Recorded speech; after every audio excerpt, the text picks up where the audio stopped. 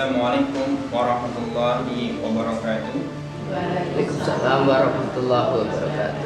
Alhamdulillah rabbil alamin. Arsalahu rasulahu bil huda wa dinil haq liyudhhira 'ala dini kulli wa kafa billahi shahida. Asyhadu an la ilaha illallah wa asyhadu anna Muhammadan abduhu wa rasuluhu la nabiyya ba'dah. Alhamdulillah, yang pertama dan yang terlupa mari kita panjatkan puja dan syukur kita kepada Allah Subhanahu wa taala. Pada kesempatan pagi yang sangat cerah ini, kita masih bisa diberikan nikmat yang sangat luar biasa dari Allah, yaitu nikmat iman, nikmat ihsan, dan nikmat Islam kepada kita semuanya, yang tidak dapat diberikan kepada seorang hamba yang dianugerahi oleh Allah atau yang dicintai oleh Allah. Yang kedua, selawat dan salam semoga tetap tercurahkan kepada baginda kita, uswatun hasanah, sang perubahan sejati yang merubah zaman jahiliyah menuju zaman perubahan Islamiyah yang seperti kita jalani. Saya mengutip salah satu surat di dalam Al-Quran, surat Al-Ahzab ayat 21, yang di situ menyatakan bahwasannya ada seorang pemimpin, ada seorang uswatun yang harus kita contoh, yang harus kita panut, menjadi panutan utama, yang menjadi rujukan kita pertama kali. Tidak ada rujukan selain rujukannya ke beliau.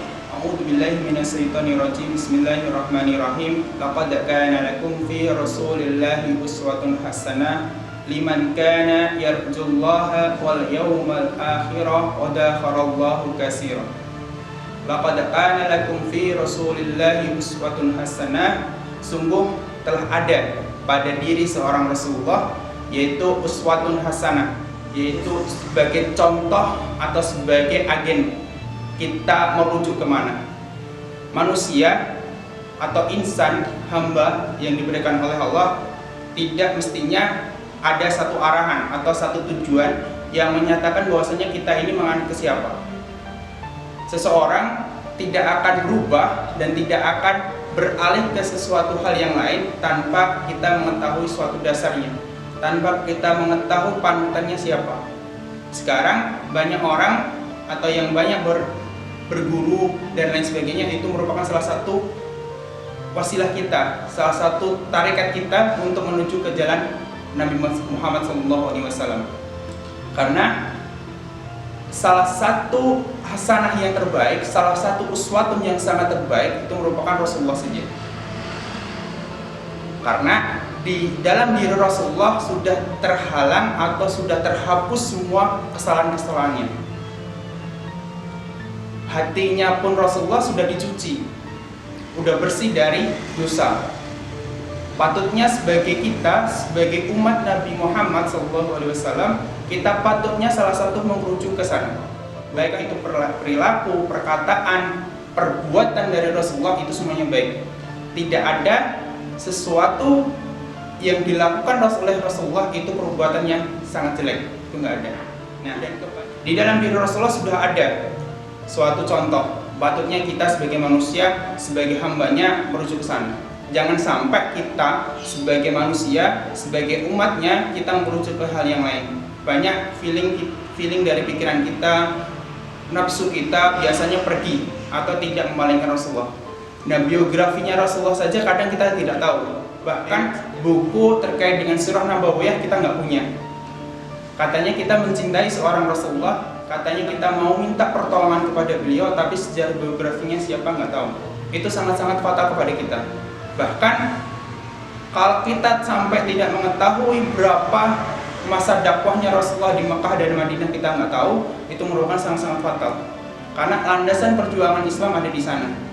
Perubahan Islam yang pertama ada di sana. Nah, kalau kita sebagai hamba tidak mengetahui biografi Rasulullah sama sekali, tapi kita tahu bagaimana sejarahnya Rasulullah. Tapi kalau kita tidak tahu sejarah kecilnya bagaimana, besarnya meninggalnya kapan, lahirnya kapan, kalau sampai kita tidak tahu, itu merupakan hamba-hamba yang mau minta pertolongan tapi sangat diragukan.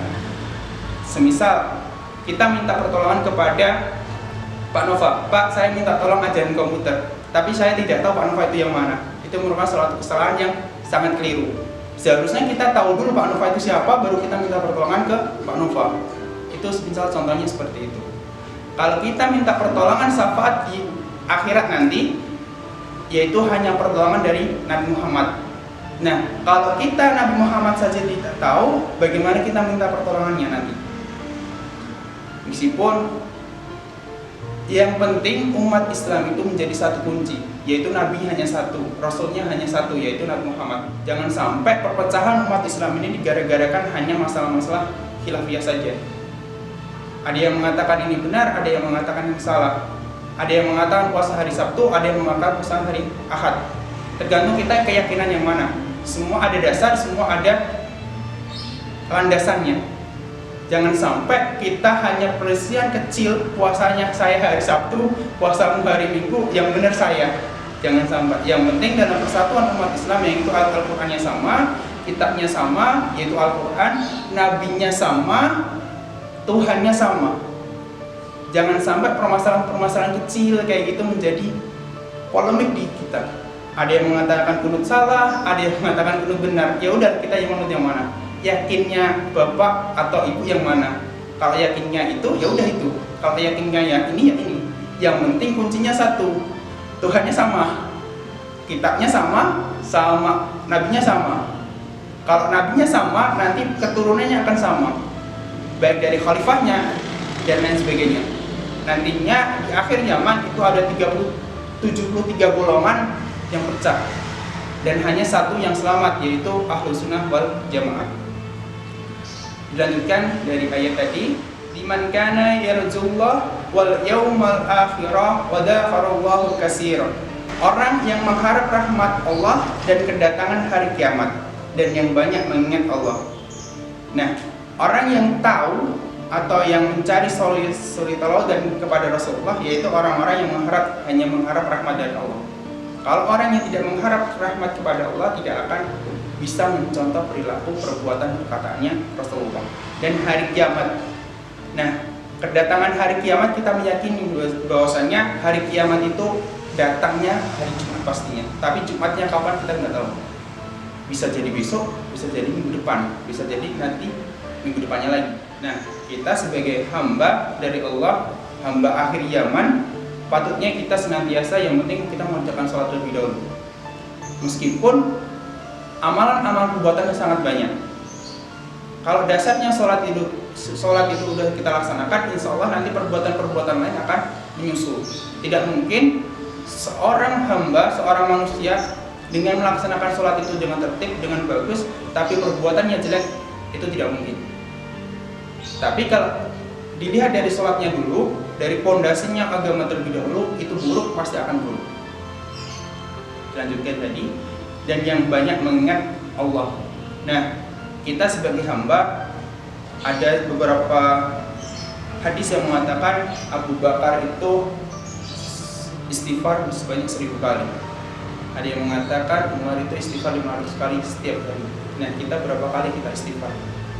Setiap sholat kita hanya 17 kali rakaat, 5 kali dalam sehari. Berapa kita beristighfar sama Allah? Dan berapa kita bersalawat sama Allah? Hanya mengucap Allahumma sholli ala Muhammad wa ala ali Muhammad itu sangat simpel, tapi di dalam perbuatan kita, di dalam kehidupan kita sangat jarang kita lakukan. Mungkin itu saja dari saya. Terima kasih. Nun wa qala wa may yasturun billahi sabilal haq fastabiqul khairat. Wassalamualaikum warahmatullahi wabarakatuh. Waalaikumsalam warahmatullahi wabarakatuh.